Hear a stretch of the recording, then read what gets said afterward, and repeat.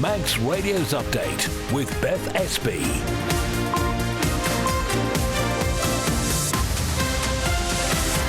Fastamai, good evening. How are you? Welcome to Update this evening. We're going to take a look at what's been happening news-wise around the Isle of Man in the next 30 minutes.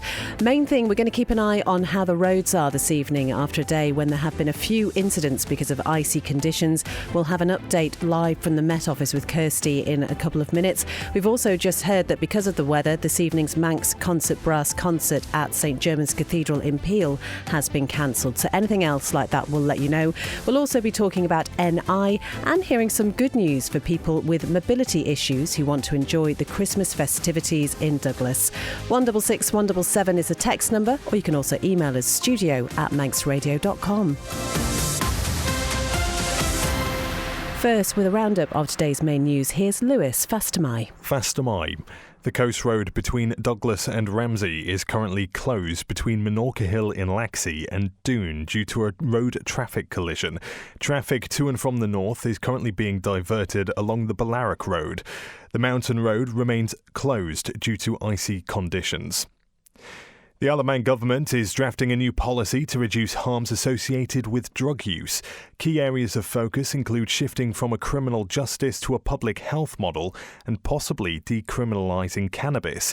Jane Paul Wilson is the Justice and Home Affairs Minister. Drug policy is inherently complex. It is a public health issue, a criminal justice issue and an education issue. The Education Minister says her department plan is a commitment to lifelong learning and development opportunities. The report received by Tynwald today highlights pledges to review the core curriculum, assess school building provisions, and enhance support for learners with additional and complex needs. And government is warning the current cold snap will last until Friday at least. A yellow warning for hail, sleet and ice is in place until midday tomorrow. Motorists are urged to drive to the conditions. As we heard from Beth, we'll have an update from the Met Office shortly. In the latest international news, it's understood that British Storm Shadow missiles have been fired by Ukrainian troops into Russia for the first time. President Biden has allowed Kyiv to do the same with US long-range missiles. Meanwhile, the UK government is cutting defence spending by £500 million over the next 5 years. 5 warships and dozens of military helicopters will be scrapped. And almost 400 workers could be made redundant as Morrison's considers closing its own brand bakery. The supermarket says it's started a consultation. Those are the headlines. I'll be back with the news at 6 o'clock. Thank you very much indeed, Lewis. Well, let's go to the weather now, brought to you by Manx Glass and Glazing. And as we've been hearing, I think many people were caught out by that icy weather, especially this morning. The south of the island seemed to get the brunt of it. Ballysalla was at a standstill throughout rush hour. There were numerous road closures, including the Ballamorda Strait and St Mark's. We know the Balaric Road in Laxey at the moment is where traffic is being diverted because of that RTC in that area. I'd love to tell you that things are going to improve. That might not be the case, but the person who knows is Kirsty, live down at the Met Office this evening. Good evening, Kirsty. What can you tell us? How are things going to go over the next 12 hours or so? Yeah, Fastamai, Beth. We've had a little bit of respite maybe for a few hours in terms of sort of wintry showers. There were a couple that clipped the very far south into the early afternoon, but then we've had a little bit of a break from those for a few hours. But just in the last hour or so, we've started to see a few more starting to develop across central and northern parts of the island, and obviously there's that incident up on the coast road as well. So central and northern parts at the moment look to be slightly more in the firing line now for these wintry showers as we go through this evening and tonight.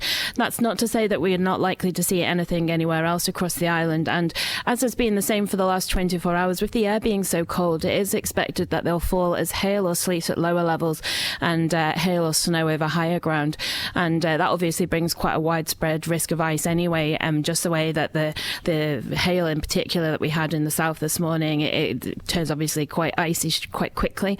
So do take care travelling around, especially if you see any of those showers. Also, where there have been showers earlier on today, obviously it'll have been quite wet. Some places may have dried out, but there could well be some areas where there's still damp or wet conditions on the roads.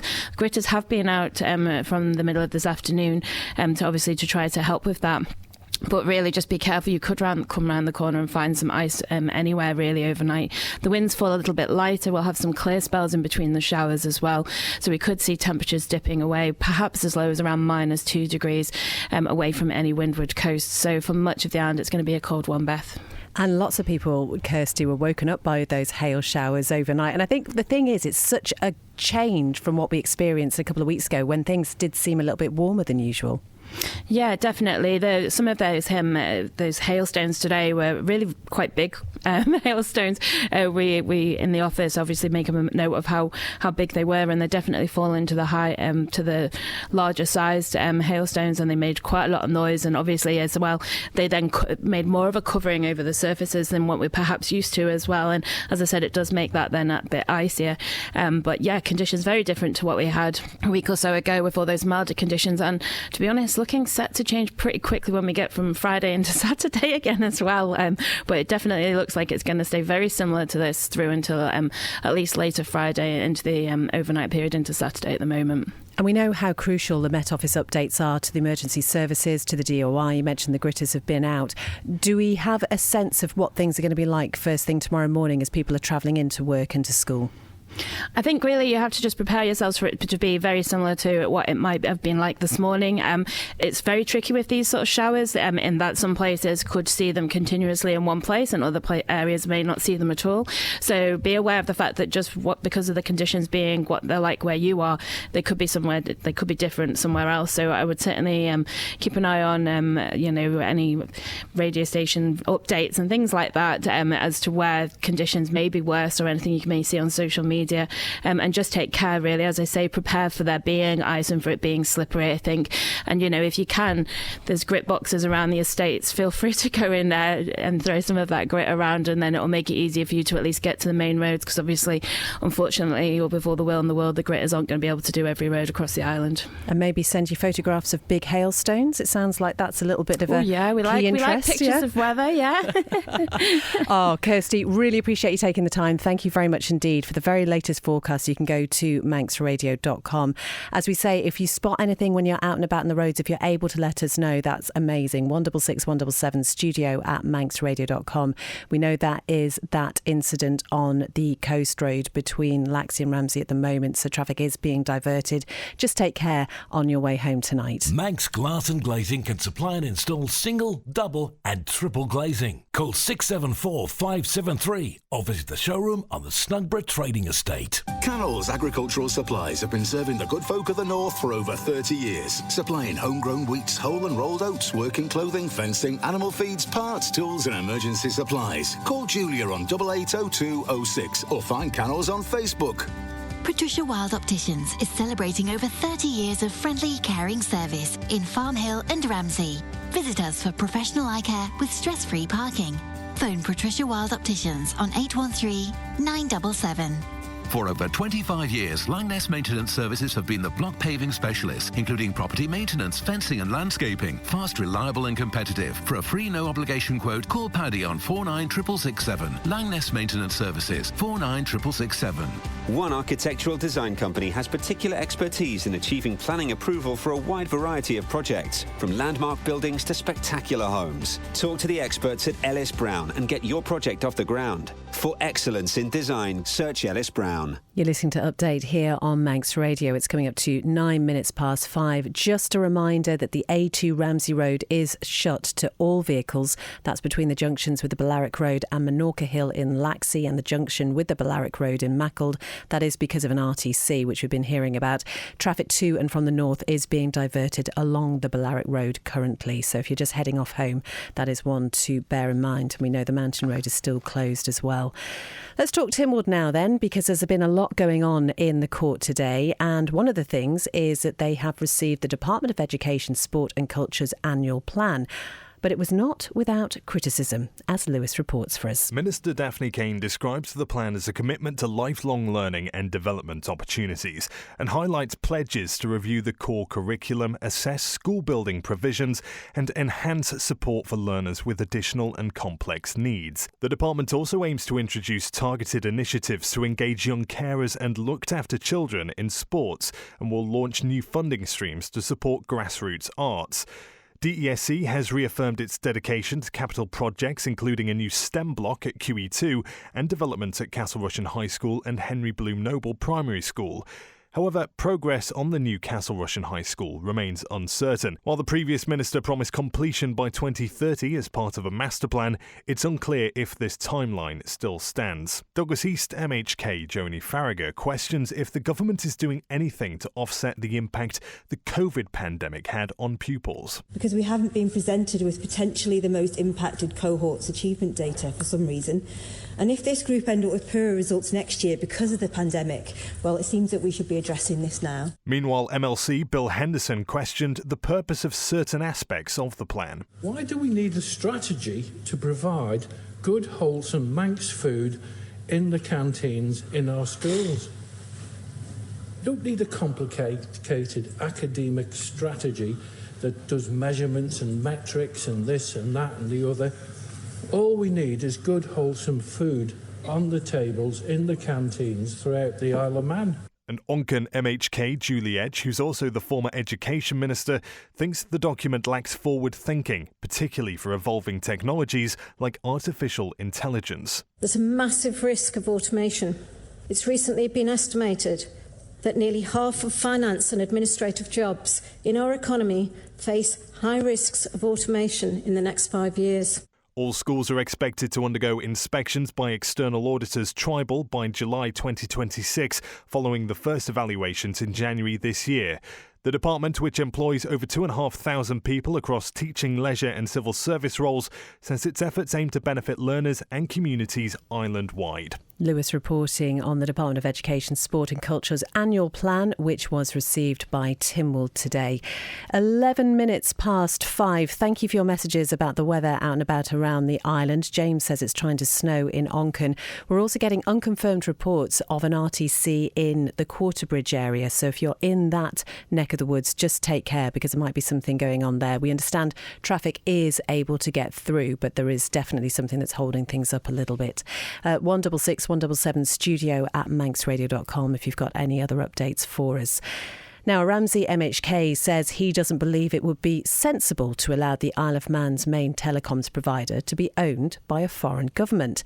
Laurie Hooper has questioned why the Manx government would not be interested in purchasing a profitable entity which provides critical national infrastructure.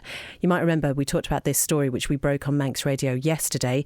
We understand Manx Telecom is accepting bids for a potential takeover with JT Group, that is the parent company of Jersey Telecom, and the negotiations are, we understand, underway. Here's Laurie Hooper. So obviously it's difficult to comment without the full facts. I'd like to think government would have considered it if it was offered to them, because Manx Telecom as a company, clearly it's profitable. It owns quite a lot of infrastructure on the island, stuff which I would argue is quite important to our national safety. You know, you've got a lot of the telecoms infrastructure will be owned by them. So it's quite surprising really that if government were approached and offered the opportunity that they haven't taken that into and given it some real consideration, because it looks like the alternative could very well be that the government of Jersey ends up owning some of our national infrastructure, which seems quite a bizarre position to be in. Did anything like MT selling up get floated during Coman? To my knowledge, the first I saw about this was when it was actually announced on Manx Radio, the story that I saw. So if it has happened, it must have happened quite recently. Manx Telecom doesn't necessarily have a monopoly. It has a very, very big market share, though. So obviously we do have Shaw, but that's at the mercy of Manx Telecom for the most part. If a foreign entity acquires such a big market share, is there a danger of prices being driven up to subsidise Jersey's tariffs? I think that's a concern, because obviously if Jersey, the states of Jersey own companies in the same way that our government does to generate a profit, so in essence if you've got the states of Jersey making decisions about how much profit they want out of a telecoms company that is on the Isle of Man, you could end up in a situation where Manx customers are paying to support the states of Jersey, which seems like, again, a very strange situation we could end up in. Do you think that the government has fully considered the implications of any such move? I know that the details are unclear, though. I think it's a very different situation to something like ShopRite. That was one commercial entity buying another, and I think if you've got that and it's totally private sector, fair enough. But I think now that we know there's a potential government involvement here from another place, that seems why this is a little bit different. But for government to almost be seemingly unaware of some of these major transactions that are happening on the island or that are potentially happening on the island is of a concern. You know, you'd expect the Department of Enterprise and the Treasury to be all over these kind of things. That is the Ramsey MHK Laurie Hooper talking to to Christian there. Now, Manx Telecom and JT Group have declined to comment. When we asked the Isle of Man government, it told us it would be inappropriate to comment on individual business which may or may not be going through a commercial transaction. Manx Radio Travel, driven by Quayside Tyres and Service Centre. Thank you very much to texter who said there is heavy snowfall in Laxey currently. The good news is that the A2 Ramsey Road, which was closed earlier this afternoon because of an RTC, has now reopened in the past 10 minutes or so.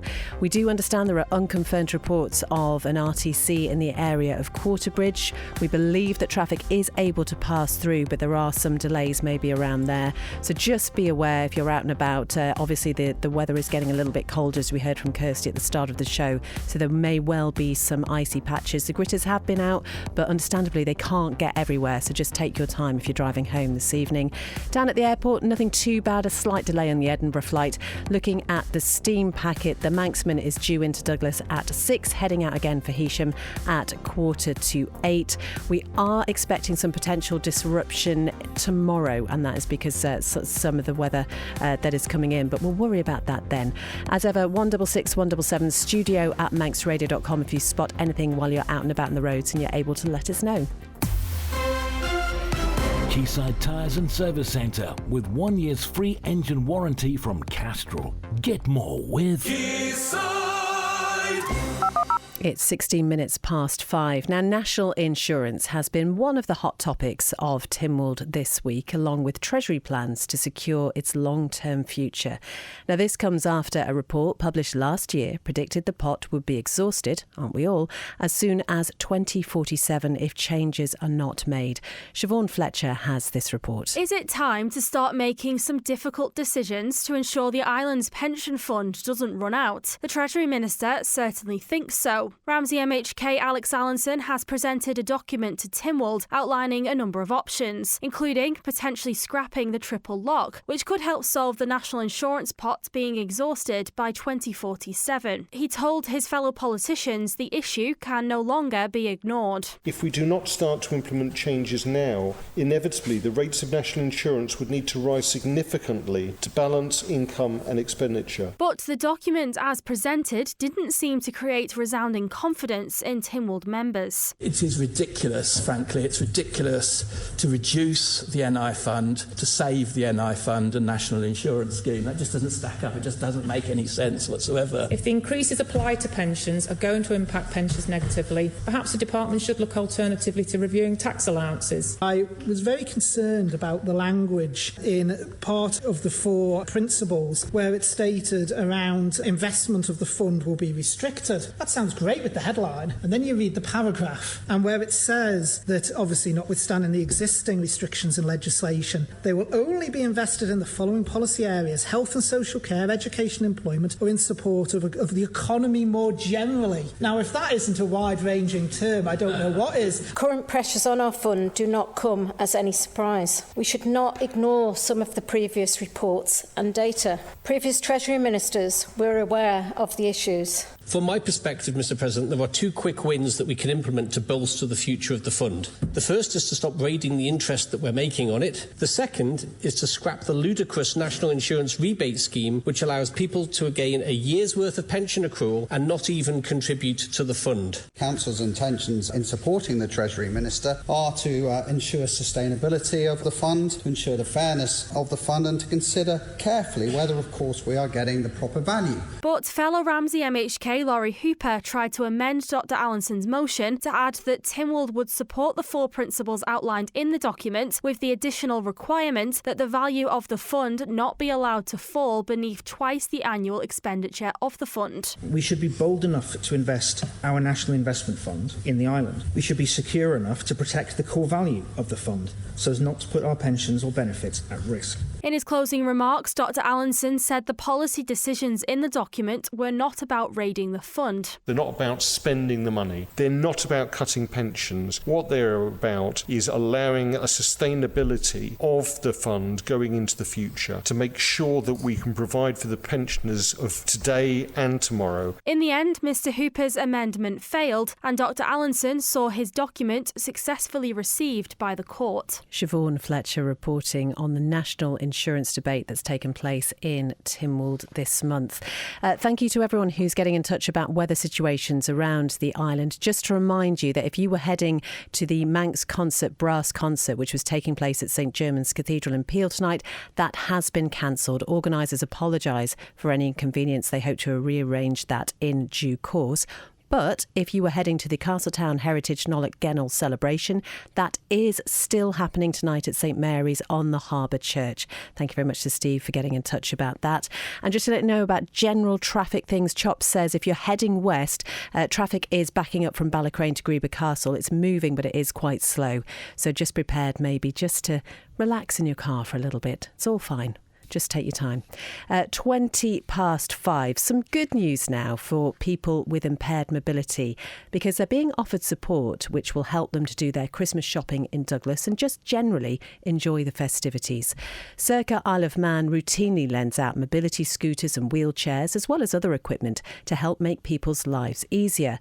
And now the charity has launched a new Shop Mobility Buddies scheme ahead of late night shopping starting in Douglas tomorrow. Here's Centre Manager Heather Williams. The service will provide a volunteer for somebody who is wanting to go into town shopping or for a walk along the promenade or to the Manx Museum.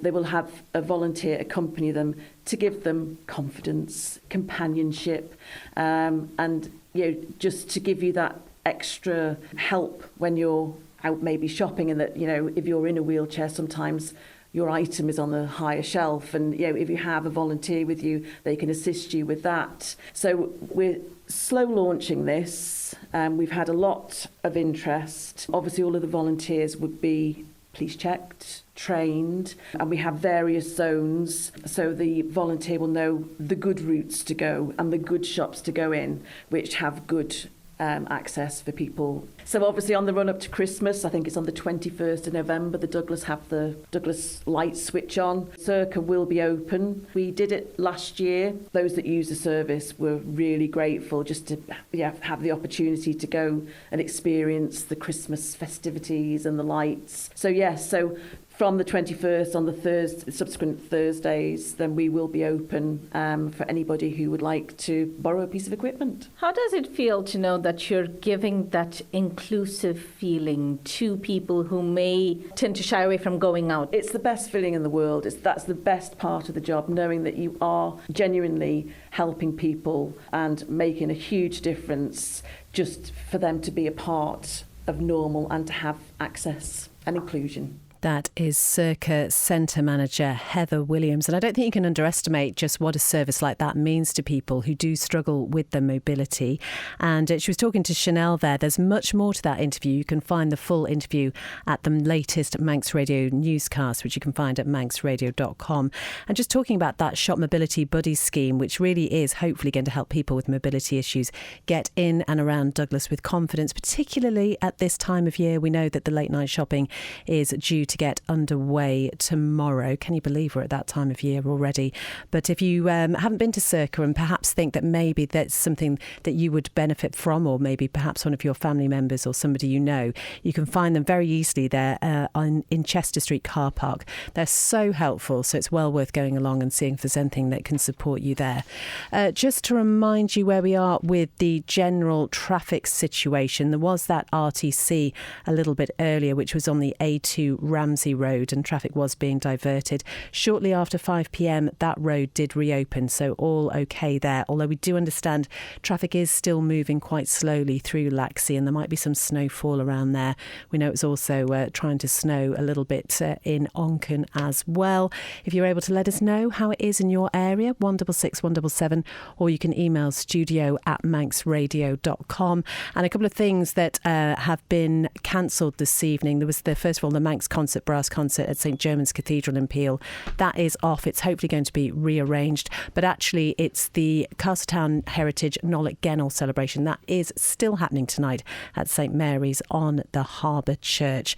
Well, we're joined by our very own snowman. Here's Rob Pritchard. I don't know why I said that, Rob. I'm sorry. The intros to you just get more and more obscure, don't they? What's happening sports-wise? Well, we're going to start with motorsport. We've already heard some news around that this week, and British Superbike Championship rider and TT competitor Josh Brooks has joined Dow Racing. The two-time BSB champion joins the team for 2025 after leaving FHO Racing at the end of the previous season this year. 2025 will see him campaign Dow Racing's Honda machinery in the championship. However, no mention is made as to whether his commitments will include the Isle of Man TT races. The Australian completes a two-rider lineup for the team at next year's BSB season alongside Lee Jackson, who also joined the outfit this month. Well, with FHO Racing, along with his BSB commitments, Brooks made a return to the Snaefell Mountain course in 2023 after a 5-year hiatus and featured again with them in 2024. During that period, he managed 2 podiums and 11 top 10 finishes in 13 races. He finished second in this year's senior TT, beaten only by Davey Todd with FHO Racing, whilst last year he took third in the Super Twin Race 2 on a Dafabet Racing Kawasaki. Elsewhere, 2 former Isle of Man hockey players have been called up to 2 Scotland junior national squads. Joe Savage and Angus Moe have been selected to represent the Scottish under-18 and under-16 junior development teams respectively. Both competitors started out in the Manx game, with Moe having previously turned out for Ramsey and Savage having played for Castletown.